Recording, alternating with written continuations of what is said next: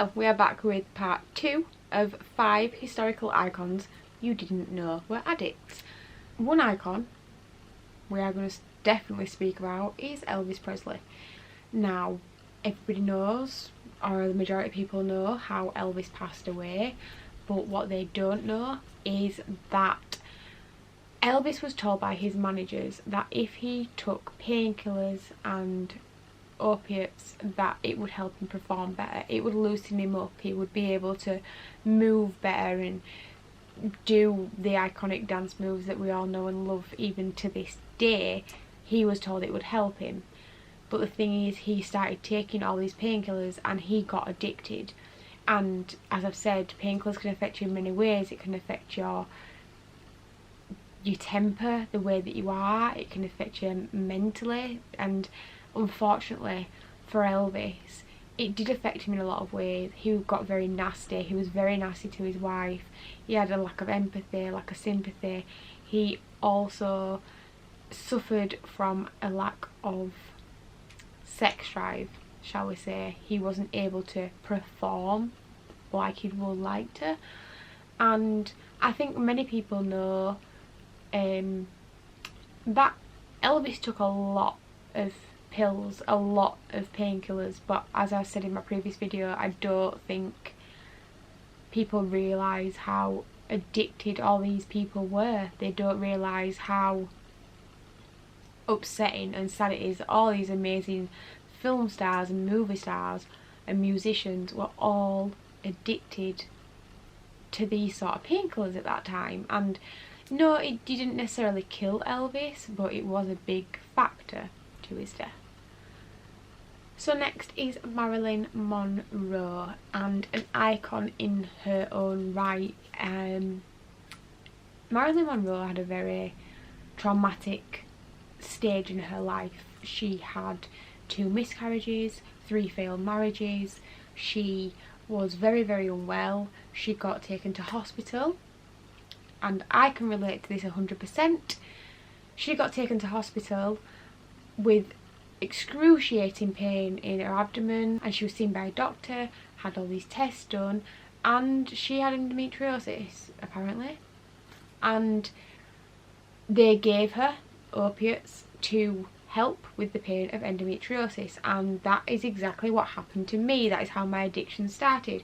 I was given painkillers to help with my abdominal pain. I was misdiagnosed for 6 years with irritable bowel syndrome, and it turned out I had endometriosis. So there you go. But basically she was given all these tablets and she got addicted to them. Now, when you are on so many painkillers, sometimes you forget how many you've taken, and unfortunately that's what Marilyn did. She took a lot of painkillers one night, forgot how many she'd taken, took another dose, took the barbiturates at the same time, and she was actually on the phone to somebody when she passed away.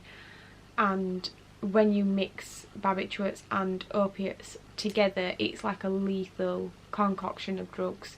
Not only do both these painkillers on their own slow your respiratory system down, and they can slow your pulse down and your blood flow down, but when you mix them together, it's like a heart attack waiting to happen. And that is basically what happened. She mixed both of these drugs together, and while she was on the phone she fell asleep and her heart just stopped, and it's so sad and heartbreaking.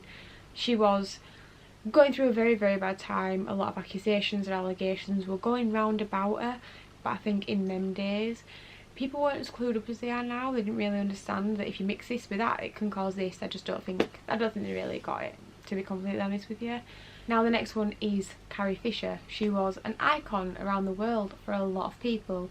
She played Princess Leia in Star Wars. I only vaguely know this because my husband's told me this. I've actually never seen Star Wars, please don't come for me. But yeah, I've never seen Star Wars. But Sally told me that Carrie Fisher was addicted to painkillers for over 40 years of her life. Wow. 40 years is a hell of a long time. She would be on set filming Star Wars, she would take her painkillers, go do a scene. Sometimes she would be sick, she'd run to the bathroom, she'd be sick, the painkillers would go out of her system, and then she'd go take more painkillers and she'd go back out on set. And I think that this is very similar to a lot of actresses at that time. Moving on to the next person that I have is Judy Garland. She was actually told by her production team that she needed to lose weight. They said to her she was a little bit on the big side, which everybody knows. Judy Garland was so petite and so small when she was younger, and they said to her, right, we're going to give you this drug, and it's opium, and in the morning if you take it, it'll make you feel very energetic and it'll make you want to get up and dance and exercise, and you'll start to lose weight. As well as this, they were giving her speed and other drugs, and she got up in the morning and she took all these drugs, and it led to an addiction, which it's going to do. She was a very young girl on set, again taking painkillers, but when it came to her night time, because she'd been on speed and opium and all these other different drugs, she couldn't actually sleep. So then she was provided with more drugs to help her sleep, and it was a constant battle of get high, get high, get high, lose weight, run round just so I can get these TV roles, to I need to sleep, I'm Lydia, wide awake, I can't sleep, okay, I'll take more drugs. And I'd actually hate to think how many painkillers that lady was on and how many different drugs and habituates she was on. But yeah. So this next and last person that I'm going to talk about is Branwell Bronte. Now, I don't know if anybody has heard of the Bronte sisters. I live in West Yorkshire, and very close to me is Haworth, and Haworth is where the Bronte sisters are from. But they had a younger brother called Branwell. Now, I've spoke to Sally about this. I go to Haworth every year for the 1940s weekend. If I can find a picture, I'll put it here. Haworth is a beautiful place, and they used to live in this big, massive, stately home, which has now been turned into a museum, and if you go there, you can find out all this information. Basically, Branwell started misusing opium at quite a young age in Haworth, at the top of the high street, just down the road from where they lived. There's a chemist. It's still there. It's still a beautiful old-fashioned chemist, and he used to go get his opium and walk down the cobble street and go sit in the pub and have a pint. As I've said before, the same with Queen Victoria.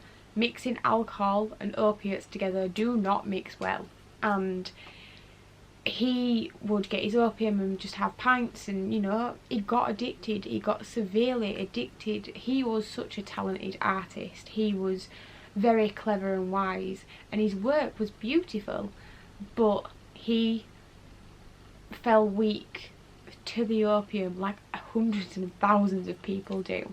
So it's been reported that he actually knew he was dying. His liver and kidneys started to pack up. Obviously he was in pain, so he just kept taking more opium.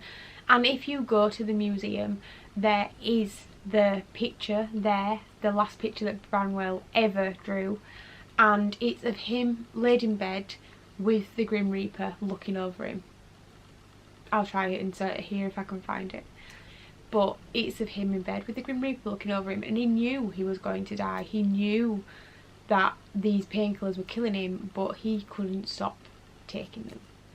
Thank you so much for watching this video. There may be a part 3, part 4 to this, because there are so many historical icons that were addicted to painkillers, and not just painkillers, they were alcoholics, and I could probably do a lot of videos on this to spread awareness. But thank you so much for watching. Please make sure to like and subscribe, and click the little notification bell to get notified when I post my weekly videos.